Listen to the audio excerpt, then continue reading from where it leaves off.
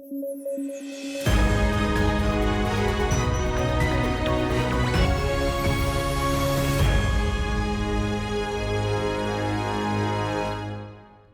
News at 9 programme में आपका स्वागत है। मैं हूं अमृत उपाध्याय। ये जल्दी से देखें आज की हेडलाइन।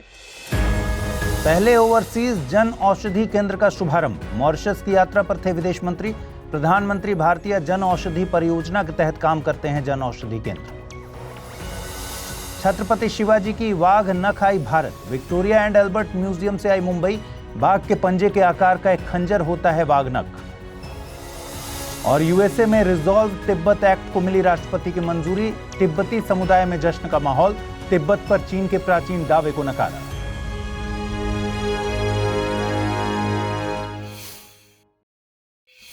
आइए खबरों की शुरुआत करें।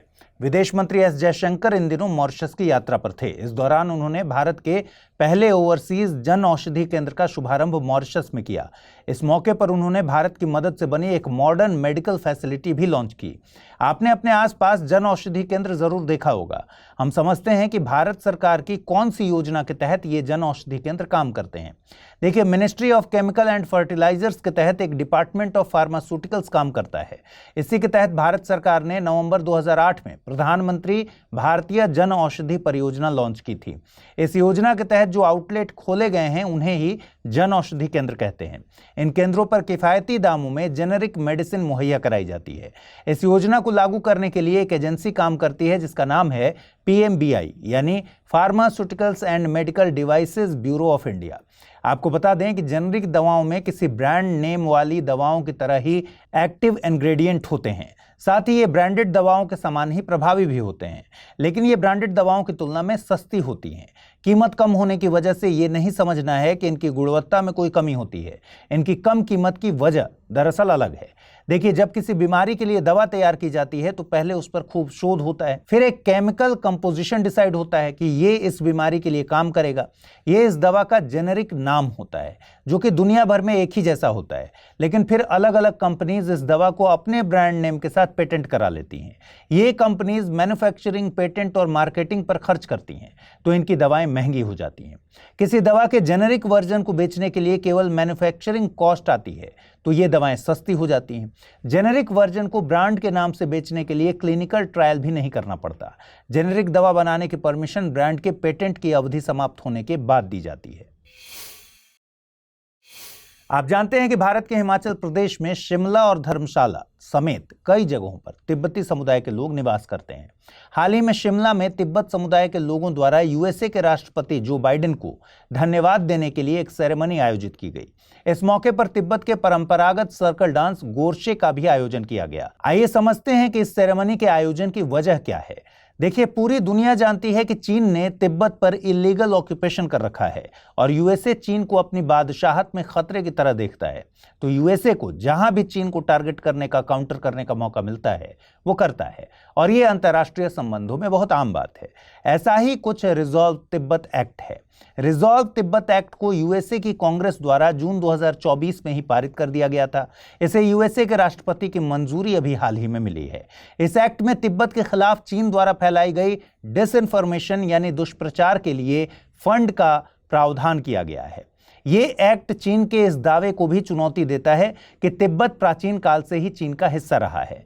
एक्ट में चीन से दलाई लामा या उनके प्रतिनिधियों के साथ साथ तिब्बती समुदाय के लोकतांत्रिक रूप से निर्वाचित नेताओं के साथ बिना किसी पूर्व शर्त के मतभेदों को सुलझाने के लिए सार्थक और प्रत्यक्ष वार्ता करने की मांग की गई है। एक्ट में तिब्बत के लोगों के मानवाधिकारों की बात की गई है। साथ ही चीन को the International Covenant on civil and political Rights और the International Covenant on Economic, Social and Cultural Rights के तहत चीन के कर्तव्यों के पालन की बात कही गई है। चीन इन संधियों का हस्ताक्षरकर्ता देश है। यहां पर याद रखिए कि ऐसा नहीं है कि यूएसए ने पहली बार तिब्बत के समर्थन में कोई एक्ट लाया है। यूएसए इससे पहले भी 2 बार तिब्बतन पॉलिसी एक्ट 2002 और the Tibetan policy and support act 2020 पेश कर चुका है। The international covenant on civil and political rights को यूएन जनरल असेंबली द्वारा 1966 में अपनाया गया और ये लागू हुआ 1972 में। भारत ने इसे रेटिफाई भी किया है। The international covenant on Economic, Social and Cultural rights को भी भारत ने रेटिफाई किया है।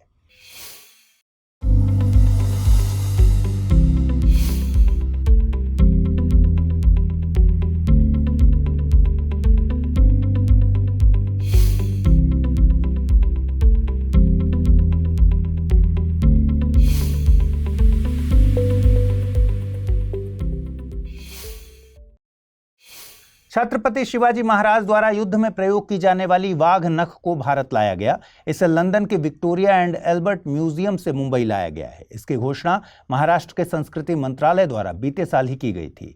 इस वाघ नख को मुंबई से सतारा ले जाया जाएगा, जहां पर इसका अनावरण किया जाना है। सतारा के म्यूजियम में इसे छत्रपति शिवाजी महाराज के काल की अन्य कलाकृतियों के साथ डिस्प्ले किया जाएगा। सरकार के प्रस्ताव के मुताबिक ये वाघ नख विक्टोरिया एंड अल्बर्ट म्यूजियम द्वारा महाराष्ट्र सरकार को 3 सालों के लिए उधार दी गई है। इसे महाराष्ट्र के कई म्यूजियम्स में शोकेस किया जाएगा।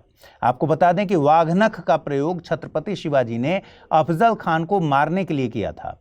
अफजल खान बीजापुर की आदिलशाही सल्तनत में जनरल था।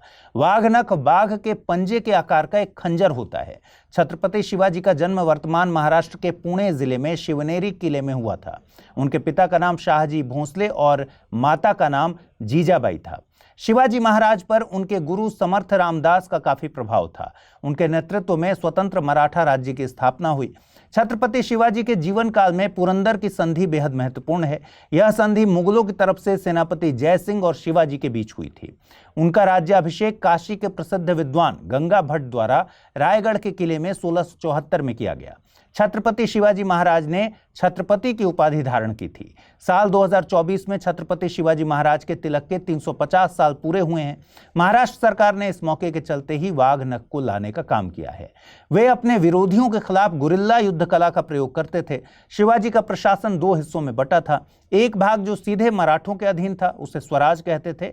वहीं दूसरा वो क्षेत्र जो मुगलों के अधीन था, लेकिन वहां चौथ की वसूली की जाती थी। मराठा प्रशासन में मंत्रिपरिषद को अष्टप्रधान के नाम से जाना जाता था। एक लंबी तटरेखा के मालिकाना हक के बाद शिवाजी ने नौसेना बनाने पर ध्यान दिया। उन्हें समझ आ गया था कि एक मजबूत नौसेना ही समुद्र पर नियंत्रण दिला सकती है। छत्रपति शिवाजी महाराज की मृत्यु 1680 में हुई थी। चुनावों का दौर जनता के लिए तमाम घोषणाएं लेकर आता है। जैसे महाराष्ट्र में 2024 में असेंबली इलेक्शन है।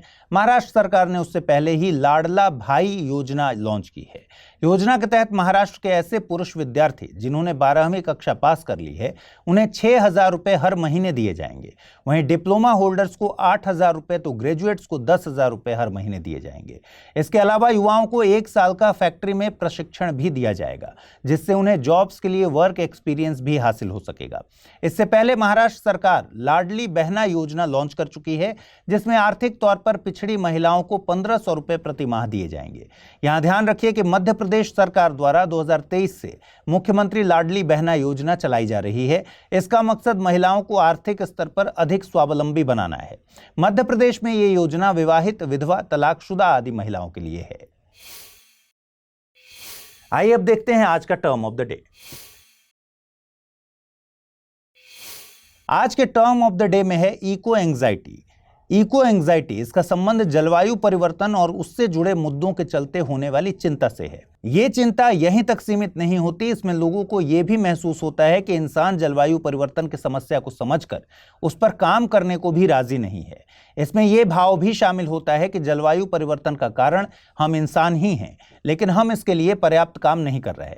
जैसे मुझे पानी की कमी को लेकर बहुत चिंता होती है।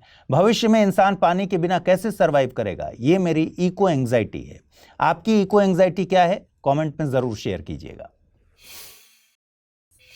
आइए अब देखते हैं आज का रैपिड न्यूज।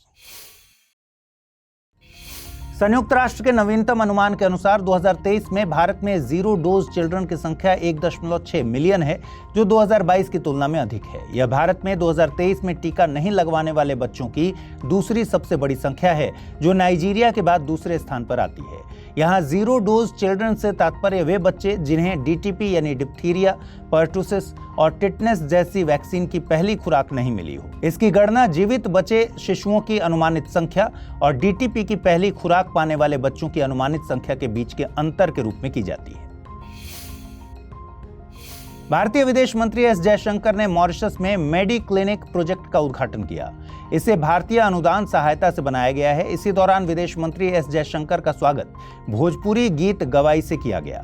गीत गवाई विवाह से पहले की एक रस्म है। इसमें अनुष्ठान, प्रार्थना, गीत, संगीत और नृत्य शामिल होते हैं। इसे आमतौर पर मॉरिशस में भारतीय मूल के भोजपुरी भाषा का प्रतिनिधित्व करने वाले समुदायों द्वारा पेश किया जाता है। यह सामुदायिक पहचान और सामूहिक सांस्कृतिक स्मृति की अभिव्यक्ति है।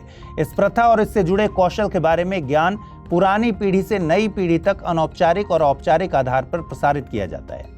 इस गीत को 2016 में यूनेस्को की intangible cultural heritage of humanity की प्रतिनिधि सूची में शामिल किया गया था। भारतीय भाषाओं में 22,000 पुस्तकें तैयार करने के लिए अस्मिता परियोजना शुरू की गई है। यहाँ अस्मिता का तात्पर्य अनुवाद और अकादमिक लेखन के माध्यम से भारतीय भाषाओं में अध्ययन सामग्री को बढ़ाने से है। यह परियोजना भारतीय भाषाओं को बढ़ावा देने के लिए सरकार द्वारा शुरू की गई कई पहलों में से एक है। इस परियोजना का लक्ष्य 5 वर्षों के भीतर 22 भाषाओं में 22,000 पुस्तकें तैयार करना है, अर्थात प्रत्येक भाषा की 1,000 पुस्तक तैयार करना है। इस पहल को केंद्रीय भारतीय भाषा संस्थान द्वारा भारतीय भाषा समिति के सहयोग से विकसित किया गया है तथा इस परियोजना का नेतृत्व करने के लिए 13 नोडल विश्वविद्यालयों की पहचान की गई है। हर साल 18 जुलाई को विश्व भर में नेल्सन मंडेला अंतर्राष्ट्रीय दिवस के रूप में मनाया जाता है। शांति, स्वतंत्रता और समानता के लिए उनके आजीवन संघर्ष को सम्मानित करने के लिए इसे मनाया जाता है। यह दिन दुनिया भर के व्यक्तियों और समुदायों से दूसरों की सेवा के लिए 67 मिनट समर्पित करने का आग्रह करता है। इस वर्ष की थीम गरीबी और असमानता से लड़ना अभी भी हमारे हाथ में है रखी गई है। इस दिन की घोषणा संयुक्त राष्ट्र द्वारा 2009 में की गई थी, जिसमें शांति और स्वतंत्रता को बढ़ावा देने में मंडेला साहब के अहम योगदान को सराहा गया था। नेल्सन मंडेला दक्षिण अफ्रीका के पहले अश्वेत राष्ट्रपति थे और रंग भेद के कट्टर विरोधी थे। लोकतंत्र, समानता और शिक्षा के प्रति उनकी प्रतिबद्धता इस दिन को अहम बनाती है। भारत सरकार प्रधानमंत्री ग्रामीण सड़क योजना के चौथे चरण को शुरू करने की योजना बना रही है। इस चौथे चरण के अंतर्गत मैदानी क्षेत्रों में 250 से अधिक जनसंख्या वाली 50,000 बस्तियों तथा विशेष श्रेणी वाले राज्यों में 100 से अधिक जनसंख्या वाली बस्तियों को सड़कों से जोड़ा जाएगा। यह ग्रामीण विकास मंत्रालय के 100 दिवसीय एजेंडे का हिस्सा होगा। इस चरण में राष्ट्रीय राजमार्ग नेटवर्क के 50 किलोमीटर के भीतर के गांवों और बस्तियों तक कनेक्टिविटी में सुधार लाने पर मुख्य रूप से जोर दिया जाएगा। आपको बता दें कि प्रधानमंत्री ग्रामीण सड़क योजना का पहला चरण 25 दिसंबर 2000 को तत्कालीन प्रधानमंत्री अटल बिहारी वाजपेयी द्वारा शुरू किया गया था। योजना का दूसरा चरण 2013 में और तीसरा चरण 2019 में शुरू किया गया था। आइए देखते हैं आज के बुलेटिन पर आधारित कौन से प्रश्न बन सकते हैं। पहला सवाल है, भारत के पहले ओवरसीज जन औषधि केंद्र का शुभारंभ किस देश में किया गया है? मॉरिशस, मालदीव, नेपाल या फिर बांग्लादेश? अगला प्रश्न है, अष्टप्रधान नाम की मंत्रिपरिषद थी गुप्त प्रशासन में, चोल प्रशासन में, मराठा प्रशासन में या फिर विजयनगर प्रशासन में? आइए देखें पिछले बुलेटिन मैंने आपसे क्या सवाल पूछे थे, उनके सही जवाब क्या हैं।